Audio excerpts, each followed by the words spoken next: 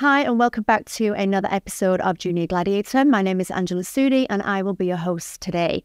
So today I'm very excited to introduce an incredibly inspirational young lady. She's 11-year-old, Zara Ahmed, and she is an incredible content creator. She's taken the world by storm. She's already been on Love in Dubai, and her content has been recognized all over the world. So I'm very excited. Zahara, welcome to the show. Good evening. Good evening. It is a pleasure to have you here. Thank you so much. It's a pleasure. Now, we met probably, I think about 2 months ago, wasn't it? Yeah. And I know when we met, back then you had around 70,000 people on your Instagram page following your content. Today, you've got double that. So congratulations, first of all. Thank you so much. And I know that obviously your content is followed by many, so that's an amazing, amazing achievement. I'd just like you to start by giving us a little introduction about Zahara. Who is she?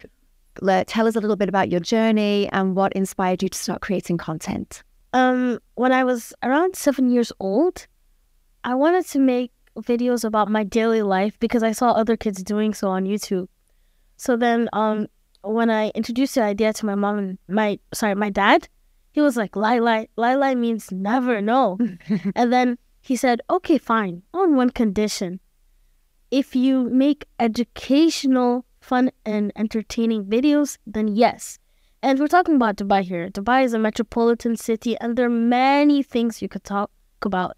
It's a city full of opportunities. So he said I could go to the shopping mall and talk about it. And then from there, I made my first video, which was in Burjaman Mall, about the Winter Wonderland, because then it was like January, so they had the Christmas Winter Festival. So I made a video about it. There was an igloo, and then there was an ice castle, and like little miniature penguins, robot penguins. All the things that you don't really expect to see in Dubai, right? So that's interesting, because I guess people outside of Dubai wouldn't think that we would have those kind of things here. Yeah. And how did you feel? So it's the first time you've created a video. Did you feel nervous? Did you feel excited?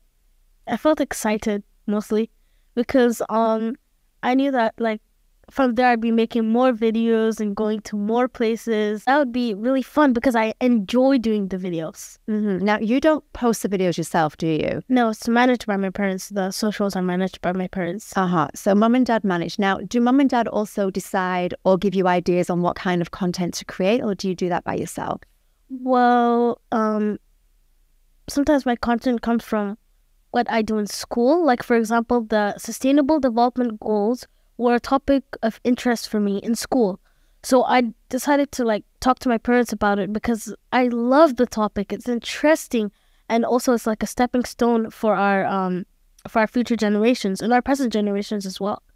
So from there I started making videos about the Sustainable Development Goals. Like I did one about the I think the zero hunger and no poverty. Sometimes my parents and I have brief conversations about topics. Like once me and my mom were having a discussion about thankfulness and gratefulness. From there, I gathered some points, and then I was like, oh wow, we can make a video about this, because I mean, morals and values need to be portrayed because they're it's something that we need in our daily lives. Here's a funny story. So my segment of one of my videos is called the Did You Know? The Did You Know series. I think you've seen it. I've seen it. So it started from me and my dad just talking to each other. And then I was like, hey, Dad, did you know that sharks are scared of dolphins? And he was like, what? No way. Lie means never. No. So then he said, are you sure? So then I told him about the facts because I researched about the facts. From there, he was like, wow, I am shocked. Let's make a video on this. People would find it interesting. So from there, I got more facts that like you wouldn't expect to hear every day. And then we turned it into a series. Did you know? Yeah, and I actually really enjoyed the one about the little pocket on the jeans. Yeah. So I learned something new there. I had no idea what that was for. Do you want to share the story? Why, for those people that don't know, why do we have that little pocket inside here on the jeans?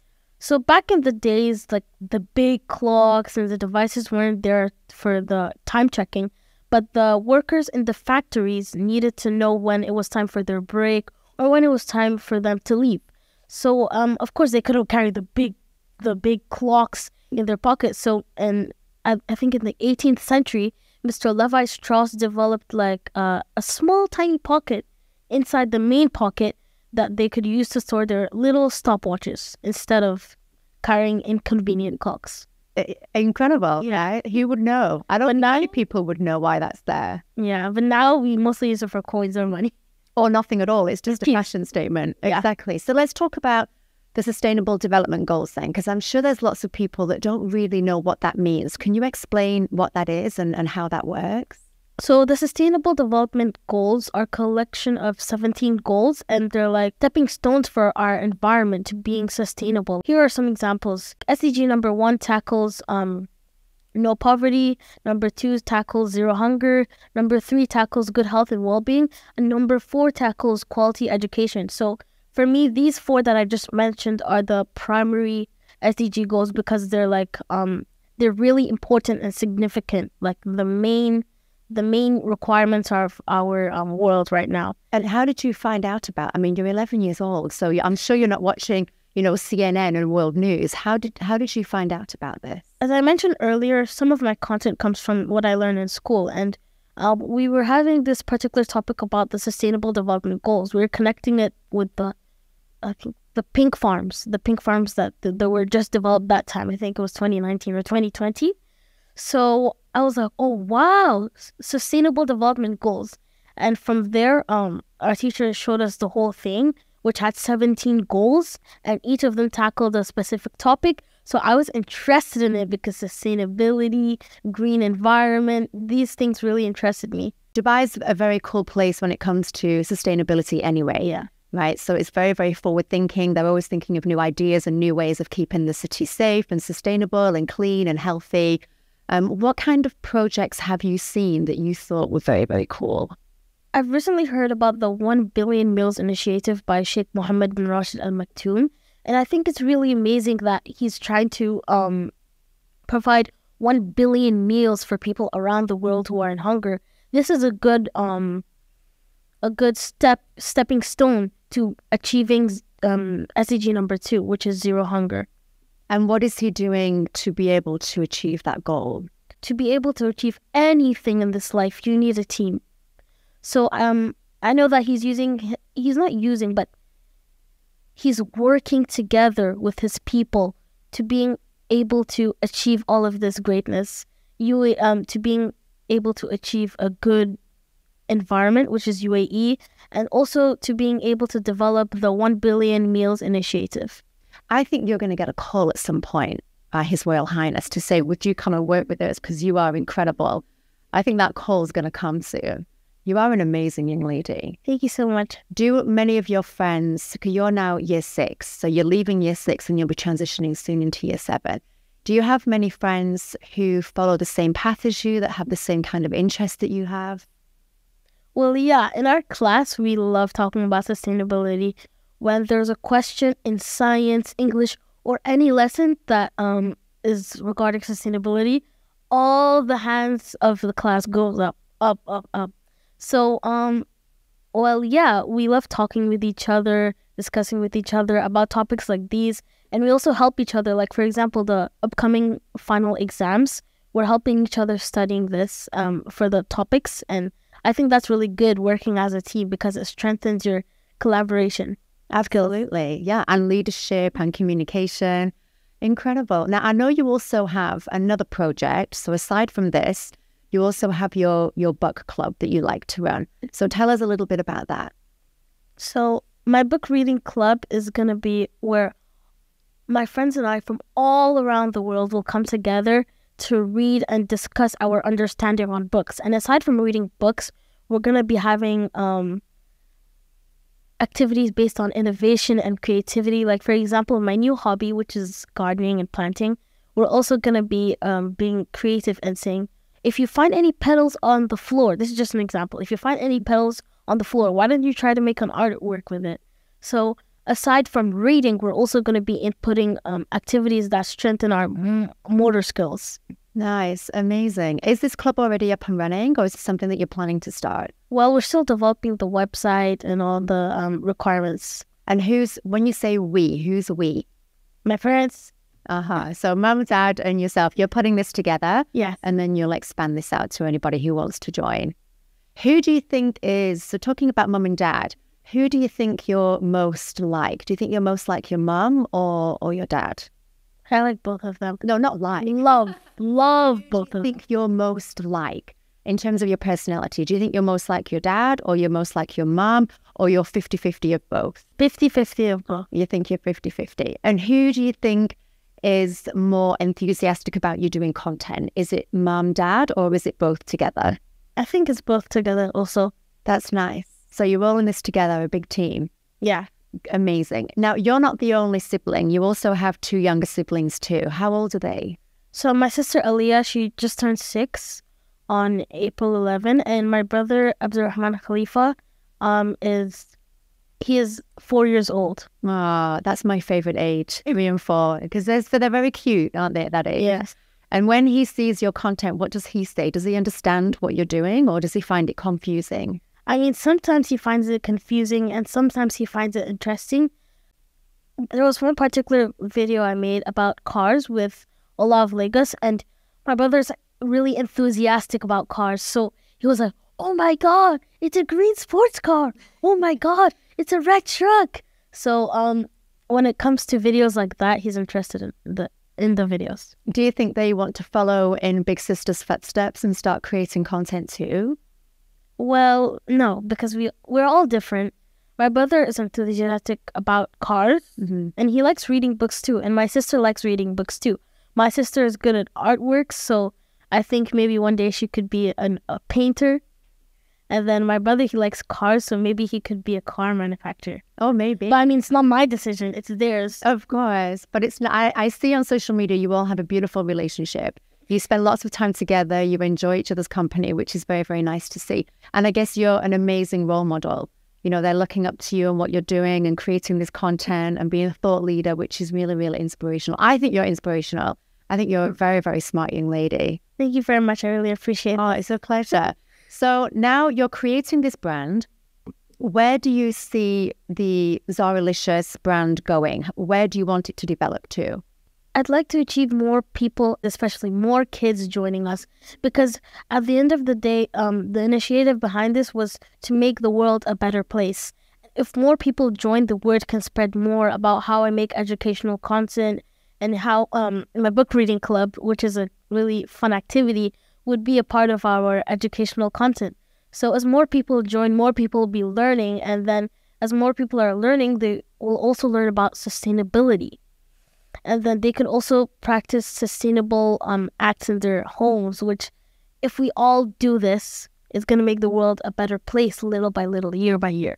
I totally agree. If everybody just does a little bit, then it all equates to a lot. Yeah. You're amazing. Just like 50 plus 50 equals 100. Very good. Very good. It does. And what would you say to maybe other children or young people out there that also want to follow their passion and follow their dreams? What advice would you give to them? Don't be held back. Don't be held back by anything. If you are determined and committed to doing something, then you should go for it, just like I did. I didn't imagine that I would be here like this today. Another point is you have to listen to your parents. Because absolutely, I'm going to second that word. Listen to your parents, everybody. Even if your parents say no to something, they're doing it for your own good. For example, you want this big, giant wrapper of candy that you found at the store. Like, oh my God, Mom, I want to get this. But then your mom says, no, it's bad for your health. You might get a toothache. You have to reflect on that instead of that bringing you down. Very good. I think, and also that comes down to respect, doesn't it? So knowing and respecting that your parents maybe have all your best interests at heart, even though it may not seem like it at the time. Do you know there was a young lady in America, I don't know if you've heard of her, called Zolly Lollies. Have you ever heard of Zolly Lollies? No. So this was a young girl and she went one day to the dentist with her father. And then after the dentist, they went to the store and there were some lollipops on the worktop. So she said to her father, "Can I get a lollipop?" And what did Dad say? Probably no, because you've just been to the dentist and you had your teeth cleaned and it's sugar and it will rot the teeth. So I think she was maybe like 8 or 9 at the time. And she decided to develop and launch her own range of healthy lollipops. So she looked at things like what kind of juices were healthy for the teeth and what kind of ingredients were healthy for the teeth without rotting the teeth. And she developed this range of lollipops that were healthy, like from fresh fruit juices and having different vitamins in. And then she became an overnight sensation. And now she's a multi-millionaire. Wow. And I think she's still only a teenager. Amazing, right? Yeah, that's amazing. Developing and initiating your own brand. Exactly. Out of your own creativity.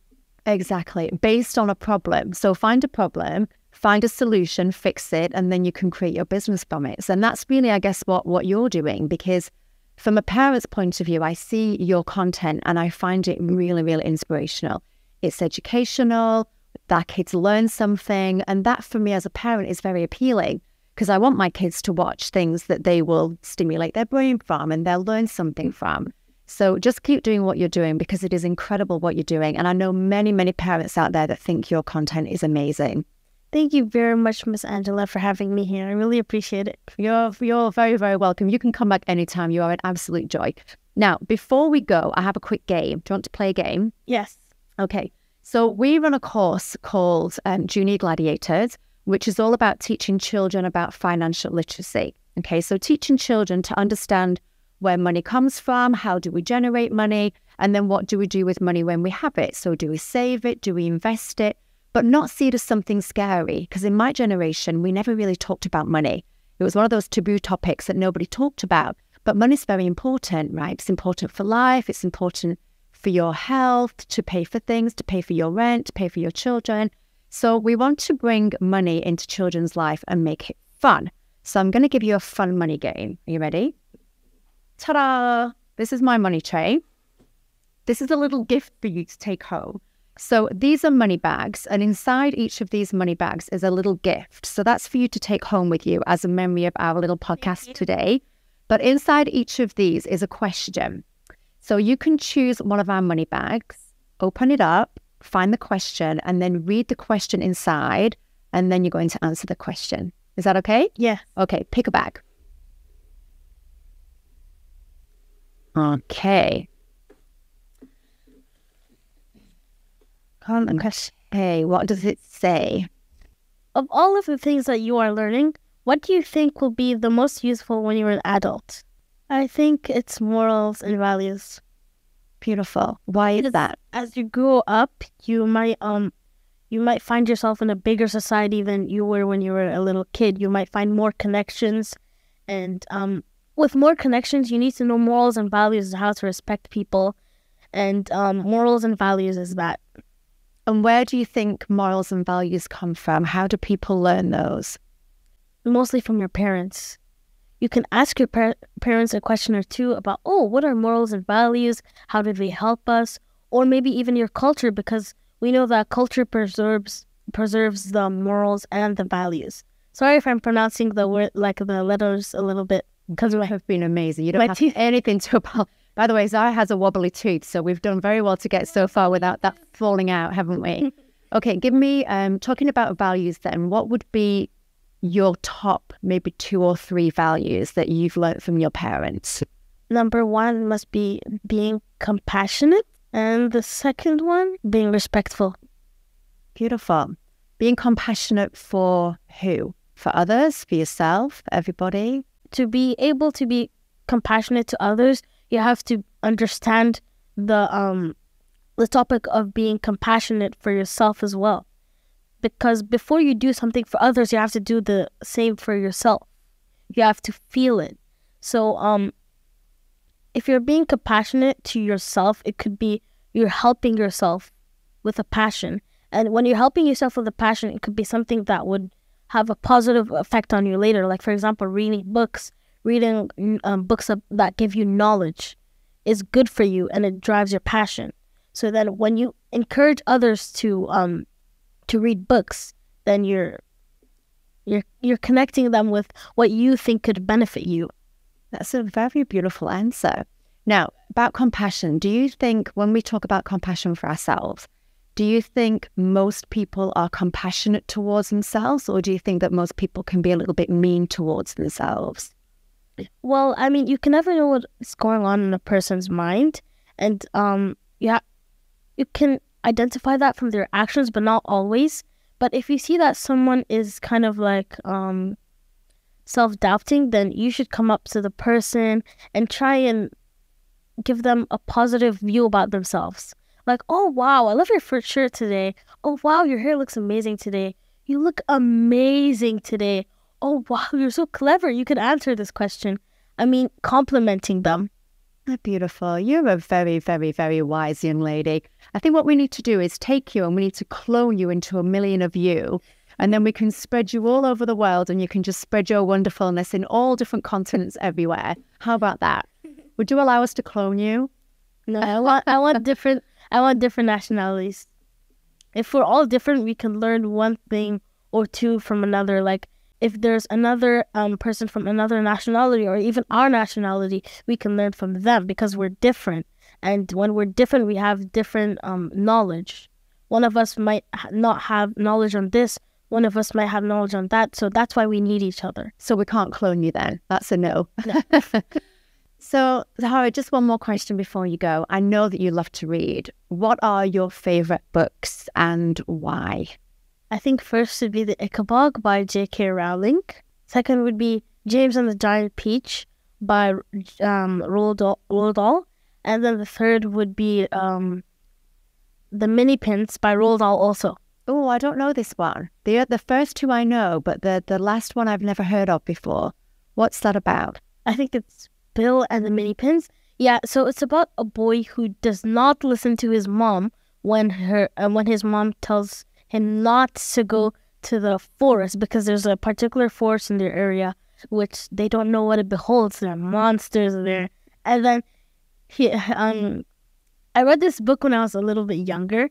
So then his mom was like, oh no, don't go in that forest. But then one day he was like, you know what? It's so boring being in here. Let me just go. There could be possibly nothing wrong. And then what I learned from there is that you must listen to your parents, because if they say no to something or if they suggest you something, then they're doing it for your own good, like I mentioned earlier. So his curiosity got the better of him and then he became unstuck. That's the moral of the story. Yeah. Yeah, so all you children out there, listen to mum and dad, yes? Okay, my love. Now, how do people reach out to you when they want to follow your content and see what you're doing? How do they find you? What are your social media handles? People can reach out to me on my socials, which are managed by my parents. The tag is Zahralicious8 on Instagram, and I think Zahralicious on TikTok. Okay, perfect. And we will put both of those on the video as well. So we'll make it as a link so people can just click and they can follow your incredible journey. Zahara, you're amazing. You really are an incredible young lady. Thank you so much for joining us today. I cannot wait to see your brand grow and grow, to see lots and more people be touched by your education and your inspiration, and just keep doing what you're doing because you really are an incredible young lady. Thank you very much, Miss Angela, for having me here today. It's really a pleasure. Thank you. Thank you. Thank you very much, everybody, for tuning into this episode. It's really been my pleasure to have Zahara here with us today. Join us for the next episode and we'll see you very soon.